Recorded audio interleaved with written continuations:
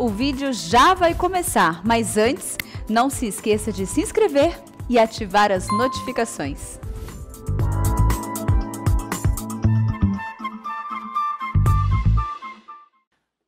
A graça e a paz do Senhor Jesus Cristo a todos, sejam bem-vindos a mais um culto restaurado pela palavra, tanto você que está aqui, quanto também você que está nos assistindo pelas redes sociais, pelo canal da EPP TV. E hoje nós vamos falar de um tema importante, relevante para a nossa vida, que é exatamente o fato de quais são os perigos de caminhar ou de andar não guiado ou não direcionado pela palavra de Deus. O que isso impacta a nossa vida, de uma vida auto-orientada, ou seja, de viver muito mais sentimentalmente, e de viver muito mais no conselho dos ímpios do que propriamente no conselho da palavra do Senhor.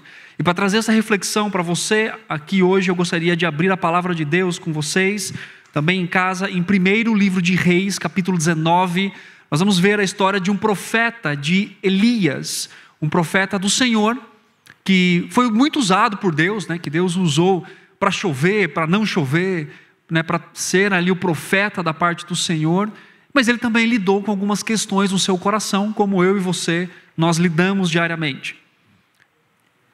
1º livro de Reis, capítulo 19, nós vamos ler a partir do verso 1 até o versículo 18. O texto da palavra de Deus, 1 Reis 19, diz assim: Acabe fez saber a Jezabel tudo quanto Elias havia feito e como matara todos os profetas à espada. Então Jezabel mandou um mensageiro a Elias a dizer-lhe: Façam-me os deuses como lhes aprouver, se amanhã, a estas horas, não fizer eu a tua vida como fizeste a cada um deles. Temendo, pois, Elias, levantou-se e para salvar sua vida se foi e chegou a Berseba, que pertence a Judá, e ali deixou o seu moço. Ele mesmo, porém, se foi ao deserto, caminho de um dia, e veio e se assentou debaixo de um zimbro e pediu para si a morte e disse: Basta, toma agora, ó Senhor, a minha alma, pois não sou melhor do que meus pais. Deitou-se e dormiu debaixo do zimbro. Eis que um anjo o tocou e lhe disse: Levanta-te e come. Olhou ele e viu junto à cabeceira um pão cozido sobre as pedras em brasa e uma botija de água. Comeu, bebeu e tornou a dormir. Voltou segunda vez o anjo do Senhor, tocou-lhe e disse: Levanta-te e come, porque o caminho te será sobremodo longo. Levantou-se, pois, comeu e bebeu, e com a força daquela comida caminhou 40 dias e 40 noites, até Horebe, o monte de Deus. Ali entrou numa caverna, onde passou a noite, e eis que lhe veio a palavra do Senhor e lhe disse: Que fazes aqui, Elias? Ele respondeu: Tenho sido zeloso pelo Senhor, Deus dos exércitos, porque os filhos de Israel deixaram a tua aliança, derrubaram os teus altares e mataram os teus profetas à espada, e eu fiquei só e procuram tirar minha vida. Disse-lhe Deus: Sai e põe-te neste monte perante o Senhor. Eis que passava o Senhor, e um grande e forte vento fendia os montes e despedaçava as penhas diante do Senhor, porém o Senhor não estava no vento. Depois do vento, um terremoto, mas o Senhor não estava no terremoto. Depois do terremoto, um fogo, mas o Senhor não estava no fogo. E depois do fogo, um ciclo tranquilo e suave. Ouvindo Elias, envolveu o rosto no seu manto e saindo, pôs-se à entrada da caverna. Eis que lhe veio uma voz e lhe disse: Que fazes aqui, Elias? Ele respondeu: Tenho sido extremo zeloso pelo Senhor, Deus dos exércitos, porque os filhos de Israel deixaram a tua aliança, derribaram os teus altares e mataram os teus profetas à espada, e eu fiquei só e procuram tirar minha vida. Disse-lhe o Senhor: Vai, volta ao teu caminho para o deserto de Damasco, e em chegando lá, unja a Azael, rei sobre a Síria. A Jeú, filho de Ninsi, ungirá reis de Israel, e também Eliseu, filho de Safate, de Abel-Meolá, ungirás profeta em teu lugar. Quem escapar à espada de Azael, Jeú matará. Quem escapar à espada de Jeú, Eliseu matará. Também conservei em Israel 7.000, todos os joelhos que não se dobraram a Baal, e toda a boca que não o beijou. Amém. Vamos orar mais uma vez e vamos então meditar na palavra do Senhor. Deus, obrigado pela sua palavra mais uma vez. Ela mesma testifica de si que é como uma espada de dois gumes, algo cortante, uma espada cortante que penetra o mais profundo da nossa alma, Senhor. Oramos nessa noite para que o Senhor nos conduza, nos ilumine, nos direcione na vontade e no desejo do Senhor. E que o nosso coração seja inclinado pelo Senhor, pelo Teu Espírito, à obediência viva, a apresentar os nossos corpos como sacrifício vivo, santo e agradável ao Senhor.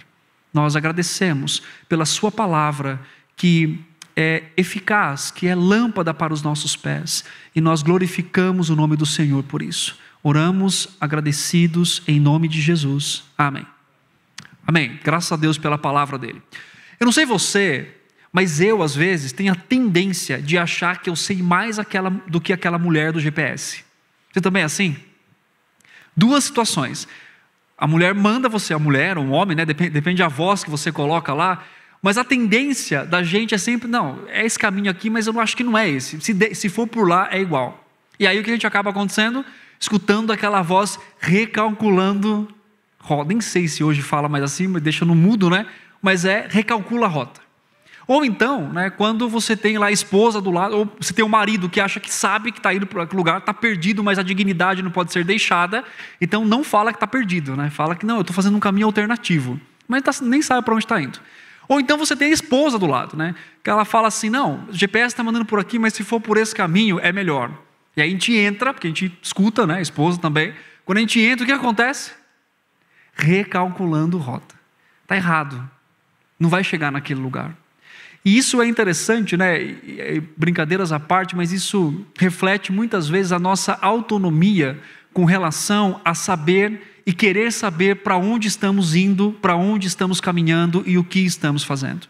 É comum no nosso coração, no meu coração e no seu coração, temos a ideia assim, eu sei para onde eu estou indo, ou então ter aquela sensação de segurança constante, mas na verdade seguindo muito mais um desejo do nosso coração do que propriamente a palavra de Deus. E a pergunta que eu quero fazer para que a gente inicie aqui o nosso tempo de reflexão, para você que está aqui, para você que está em casa, é: o que dirige a sua vida?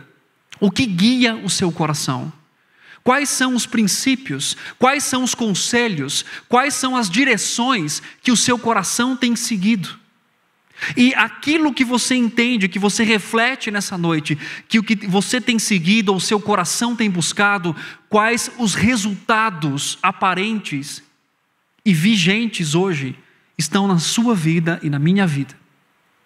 Nós fomos criados por Deus para sermos dirigidos. Quando nós falamos de aconselhamento bíblico, por exemplo, a gente fala assim, acho que eu estou com um problema, vou pedir aconselhamento bíblico. Na verdade, aconselhamento é para todos. Porque antes mesmo da queda, lá de Gênesis capítulo 4, o homem foi criado para ser dirigido, para ser aconselhado. Então, o que nós temos lá? Deus cria Adão e Eva, e Ele dá uma ordem para Adão. Qual é a ordem que Ele dá? Você pode comer de qualquer fruto, menos da árvore do conhecimento do bem e do mal. Ele recebeu um conselho de Deus. Ele recebeu uma palavra do Senhor. Quando Deus cria Eva, Adão replica isso à sua esposa. Pelo menos deveria ser mais enfático, né? Ter sido mais enfático, dando um conselho. E o Senhor vinha todas as tardes, na viração do dia, conversar com eles. Quer dizer, existia um relacionamento do Criador com a criatura, né? Com a sua imagem e semelhança. Então o homem, ele não foi criado para ser independente. Ele não foi criado para seguir o seu próprio coração. O homem foi criado para ser aconselhado. E esse princípio nós vemos inclusive antes da queda. Obviamente que depois da queda isso se intensificou, porque agora é muito mais fácil tomar uma decisão errada, não é assim? É muito mais fácil, rápido, certeiro da nossa parte, tomar uma decisão que não esteja na vontade do Senhor. Então a necessidade de ser guiado pela palavra de Deus agora, como sempre foi, ainda se intensifica mais. Porém nós vivemos um grande desafio. E qual que é o desafio da cultura que nós vivemos hoje? A cultura diz assim, ou a sociedade, ou de forma geral, inclusive no meio cristão: siga o seu coração. Então o que ele disser para você, o mais importante é você ou ser feliz, ou seguir o seu coração, ou se sentir bem. Só que as Escrituras nos dizem uma coisa muito importante. Jeremias diz que enganoso é o coração do homem. Ele pode nos enganar, o nosso coração pode nos enganar. A gente pode tomar uma decisão tranquilamente, achando que estamos honrando a Deus, mas na verdade estamos fazendo algo que satisfaz o meu coração e o seu coração. Então, siga o seu coração, não é um bom conselho, porque o nosso coração é perigoso. Agora também existe um outro princípio que é ensinado na hora de tomar decisões. Qual é o princípio? O princípio da paz. Não, se você tem paz no seu coração, você vai e faz isso. Só que isso é meio perigoso também. Por que perigoso? Porque às vezes você e eu, nós queremos tanto uma coisa, que desejar aquilo e ter a ideia de conseguir aquilo, traz paz para o nosso coração, porque eu estou tendo o que eu quero. Então perceba como nós somos convidados, não só a andar segundo o nosso próprio coração, os nossos desejos, não só fora do meio cristão, mas também dentro dele, com alternativas como essas, que na verdade pode nos levar ao engano do nosso coração. Agora, adequadamente, a palavra de Deus vem para trazer aquilo que foi lido aqui no início. A palavra do Senhor é lâmpada para os nossos pés. E lá em 2ª carta de Paulo a Timóteo, ao jovem Timóteo, no capítulo 3, no verso 16, diz que toda escritura é inspirada por Deus, e ela é útil para repreender, para corrigir, para redarguir, para educar na justiça. Então, para a vida de um cristão, ele deve ter um compromisso constante de ter a palavra de Deus guiando a sua vida, guiando o seu coração. E as características que o apóstolo Paulo escreve a Timóteo sobre a palavra de Deus, ele traz o que é completo, o que é suficiente para dirigir o meu coração e o seu coração. E ele diz, por exemplo, que a palavra de Deus ela pode nos corrigir no sentido de ter doutrina. Ela nos ensina princípios e nos afirma doutrinas importantes. Ela nos repreende, ela nos corrige, ela nos educa na justiça. Note bem que as características que o apóstolo Paulo coloca a respeito da palavra de Deus, em 2 Timóteo capítulo 3, verso 16 e 17, e o resultado dessa prática e da operação eficaz na palavra, da palavra de Deus no meu coração e no seu coração, é tornar você perfeito e perfeitamente habilitado para toda boa obra. A palavra perfeito, ela significa maduro, torna você e eu maduros o suficiente para sermos usados por Deus para a honra e para a glória dele. E note então que essas características é suficiente, é completa para guiar o meu coração e o seu coração.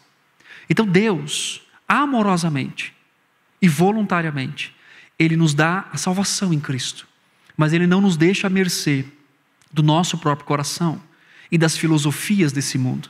Ele nos deu a sua palavra, e esta palavra é suficiente para guiar o nosso coração.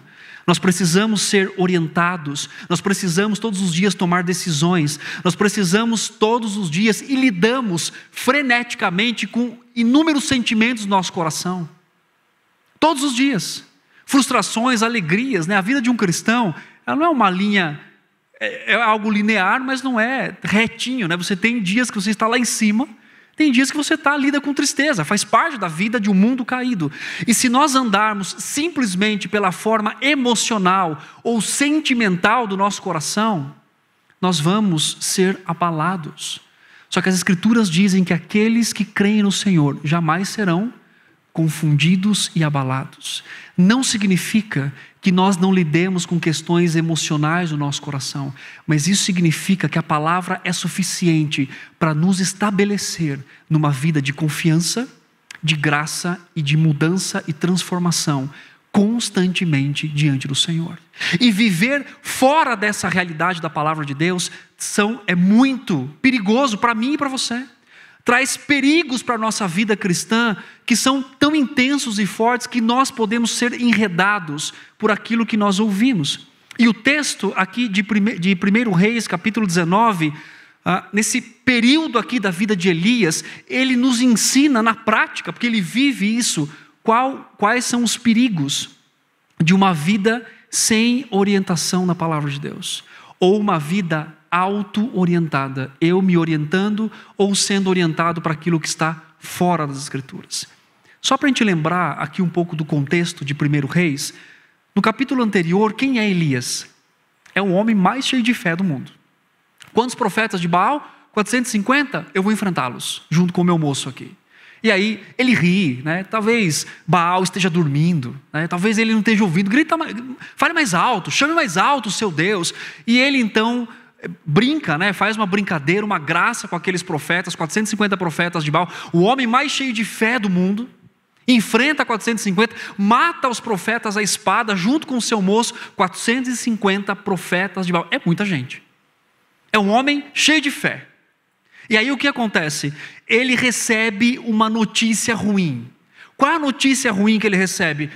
1 Reis 19. Jezabel manda dizer para ele o seguinte, Jezabel manda Acabe dizer para Elias, você vai morrer, eu vou fazer com você o que você fez com os meus profetas.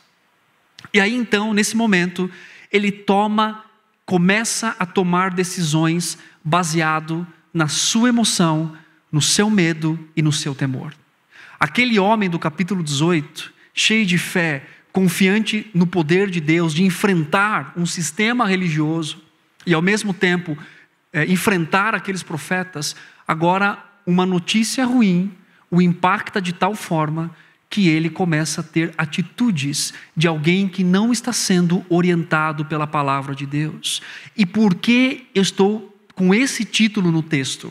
Só para você entender a ênfase do texto bíblico, mesmo aqui em português. Vá na sua Bíblia, no 1 Reis capítulo 19, versículo 4, olha a ênfase que o autor bíblico dá a uma atitude de Elias. Olha só, ele mesmo, porém, se foi ao deserto. Olha a ênfase, de novo, ele mesmo, porém, se foi ao deserto, caminho de um dia. Se você notar muito bem, um profeta do Senhor, ele andava direcionado por quem? Pelo próprio Deus. Deus dizia para ele, vá a tal região, diga isso ao povo, ao rei, ao líder, diga isso à nação. Então um profeta do Senhor, ele era dirigido, guiado constantemente pela seguinte palavra, né? Assim diz o Senhor, vai até tal rei, até tal povo, e assim diz o Senhor. E o texto é enfático, porque em alguns capítulos atrás, o texto se repete em que Elias ali estava sendo o porta-voz do Senhor, como profeta. Mas agora aqui no capítulo 19, versículo 4, a ênfase é muito forte, e ele mesmo se foi ao deserto. Isso significa o quê? Que ele não estava mais atentando para o que o Senhor estava dizendo. Eu estou em perseguição, Jezabel quer me matar, o que farei, Senhor? Não, o texto é enfático, ele mesmo, pelo temor que ele sentiu, ele vai ao deserto, ele vai a um caminho contrário do que Deus então depois pede para ele, porque lá na frente o Senhor diz, volta para a estrada de Damasco. Quer dizer, você não terminou de profetizar, você não terminou de cumprir o seu propósito e o seu ministério. E por que você está saindo da rota? Veja que se para um profeta como Elias, sujeito a tantas coisas como você e eu, também lidamos com isso. Podemos viver períodos na nossa vida, se não atentarmos para o nosso coração, de que eu seja o meu próprio guia, de que eu oriente por meio dos meus sentimentos, dos meus medos, da minha questão pessoal do coração. No capítulo 18, verso 37, o texto da palavra de Deus diz assim: responde-me, Senhor, responde-me, para que este povo saiba que tu, Senhor, és Deus. A ênfase do profeta no capítulo 18 era que o Senhor seja reconhecido, que a sua glória seja exaltada, que essas pessoas saibam aqui que o Senhor é o Deus de Israel, que o Senhor vai descer fogo do céu, vai consumir o holocausto e os inimigos vão ser envergonhados. Ele não está preocupado com a sua vida diante de 450 homens. Mas olhe depois, no versículo 3 do capítulo 19. Temendo, pois, Elias levantou-se e para salvar sua vida se foi. Olha a diferença de ênfase. A ênfase na glória, a ênfase no meu cuidado pessoal. Agora eu pergunto, e essa reflexão vai ter uma resposta no final. Será que o mesmo Deus que cuidou dele no capítulo 18, não é o mesmo Deus que cuidaria dele no capítulo 19? Vamos dividir aqui por capítulo, para a gente entender a história. Será que ele não poderia também exercer a mesma fé que ele exerce no capítulo 18, no cuidado soberano do Senhor no capítulo 19? E aqui Elias, com a sua vida e com o seu testemunho, ele vai nos mostrar os perigos que nós podemos lidar, enfrentar, de uma vida sem a orientação da palavra de Deus. E o primeiro perigo que nós enfrentamos, parece até redundante, mas isso é uma verdade absoluta aqui no texto: viver sem a orientação do Senhor nos afasta da direção do Senhor. Viver longe da orientação da palavra de Deus nos afasta da orientação soberana do Senhor. Note que fora da determinação do Senhor, a ênfase no eu é muito forte. A minha tendência é viver para mim, é viver para o meu desejo pessoal, é viver por aquilo que eu quero. E quando nós lidamos com situações assim na nossa vida, nós temos que tomar cuidado, porque às vezes lidamos assim, mas eu não sinto que eu tenho que fazer isso, mas eu não estou querendo fazer isso daqui. Só que nós nos esquecemos que uma vez salvos pelo Senhor, a nossa vida hoje é dirigida pelo Senhor, por Deus, pela sua palavra. As nossas vontades devem ser direcionadas pela vontade do Senhor soberano. E longe dessa direção, a ênfase no cuidado pessoal é muito grande. Porque hoje nós temos tanta ansiedade, tanto temor, porque nós estamos e devemos obviamente ter aquele cuidado diligente, né? Tem até uma pregação feita aqui sobre ansiedade e cuidado diligente. Mas às vezes vivemos tão aflitos nos nossos dias, porque estamos tão preocupados conosco, com o nosso próprio coração. Além de ser dirigido para a glória de Deus, somos mais dirigidos para o nosso cuidado pessoal. Uma coisa importante também é que a falta de confronto, quer dizer, Elias se afasta da direção do Senhor, e mesmo o Senhor dizendo várias vezes para ele: Elias, o que você está fazendo aqui? Lembra do texto? Deus pergunta 2 vezes para ele: o que fazes aqui, Elias? O que você está fazendo aqui? Eu te alimentei, eu te dei comida, eu animei você fisicamente. Por quê?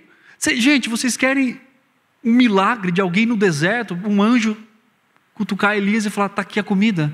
Ele olha para aquilo, come e dorme, como se nada tivesse acontecido. Note que a ênfase no eu faz perder a percepção do cuidado soberano de Deus, da direção do Senhor, da confrontação do Senhor. O que você está fazendo aqui, Elias? Note que afastar da direção do Senhor traz uma ênfase muito forte nos sentimentos. Ele experimenta uma experiência fantástica com Deus no capítulo 18. E no capítulo 19 ele pede o quê? A morte.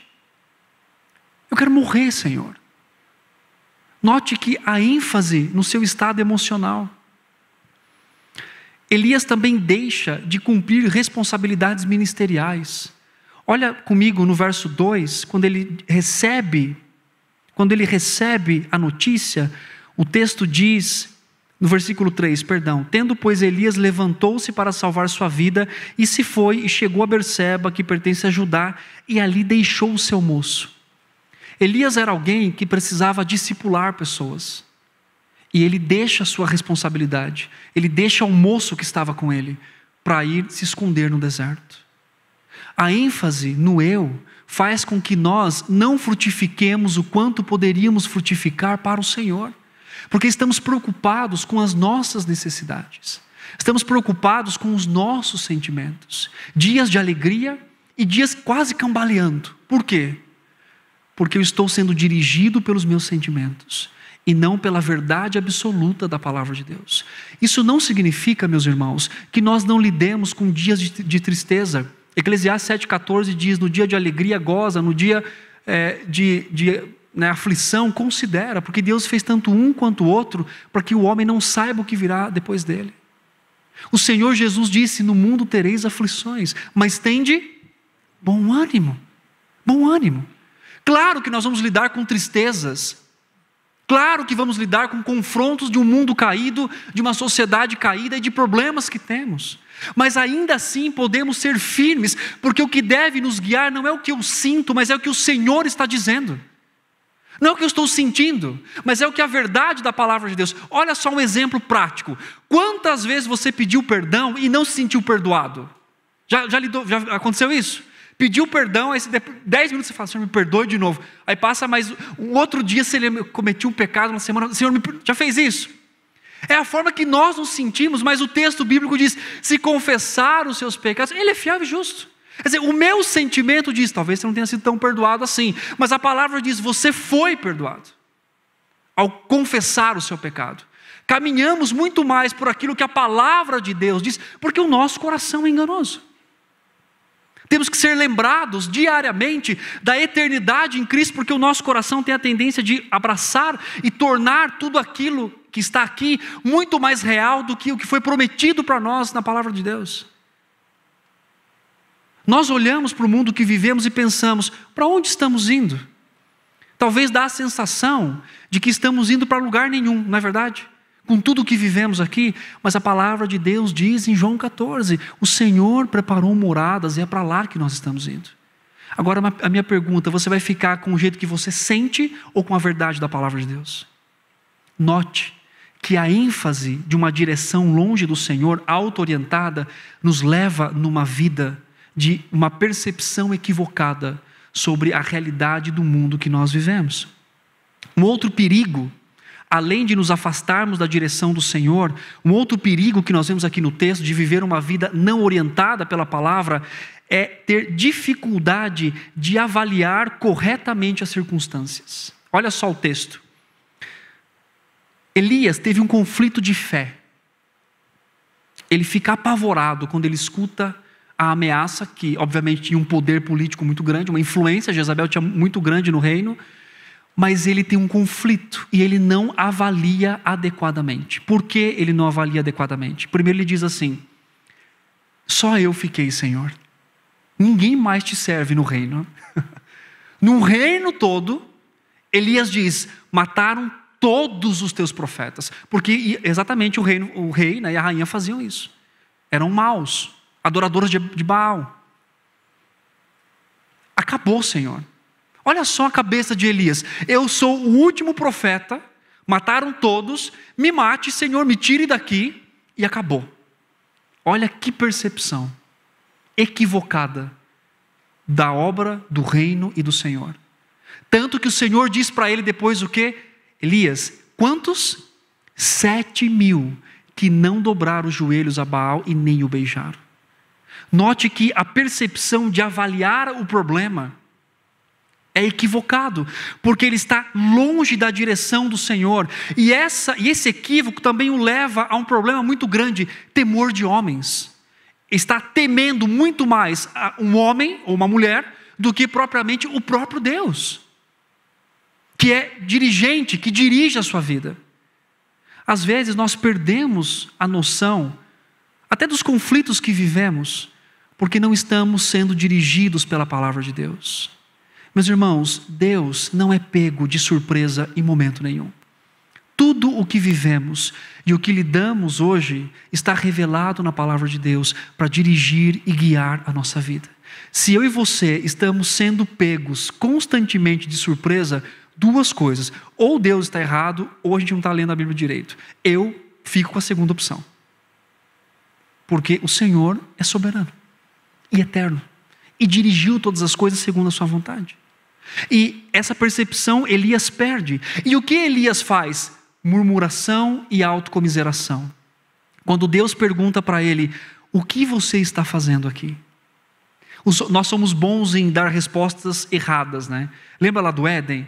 Quem falou para você que você está nu? Foi a mulher que o Senhor, por acaso, comeu da árvore que eu disse para não comer? Foi a mulher que o Senhor me deste. Eu estava tranquilo, o Senhor veio e fez a Eva, olha o que deu. Somos bons em dar respostas ruins, né? Elias, o que está fazendo aqui? Senhor, eu sou zeloso. Olhe para mim, parafraseando aqui. Sou zeloso, Senhor. Eu tenho te servido, mas eu não sou melhor que meus pais. Mas mataram todos os profetas, só eu fiquei, Senhor. Autocomiseração, pena de si mesmo. E há uma percepção equivocada da circunstância e da sua identidade como profeta, como salvo, como chamado pelo Senhor. Um dos problemas que mais lidamos no aconselhamento, sabe o quê? Falta de conhecimento na identidade de quem realmente é em Cristo Jesus. Você que é guiado pela palavra de Deus, a pergunta para você é: quem é você em Cristo? E quem Cristo é em você? Sem essa percepção, o significado das coisas vão se tornar vã, sem sentido, tudo temeroso, porque a nossa vida vai estar pautada aqui e não na eternidade e em uma pessoa que é o Senhor Jesus Cristo.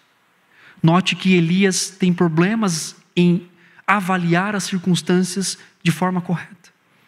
Uma terceira lição sobre o perigo de uma vida sem a orientação da palavra de Deus é que nós podemos ter uma visão ofuscada de quem Deus é, da pessoa de Deus.